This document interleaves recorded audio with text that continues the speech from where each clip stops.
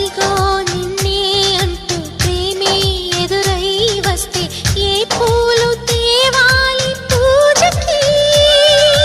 నీతో జతగా ఉండే వరమే నువ్వే ఇస్తే ఇంకేమి కావాలి జన్మకి? మచ్చలేని చంద్రుడిని మాట రాక చూస్తున్నా, వరస కాని బంధుని చొరవ చేసి అంటున్నా, ఇంకెప్పుడు ఒంటరినని అనరాదని, నీకు సొంతం అంటే నేనేనని.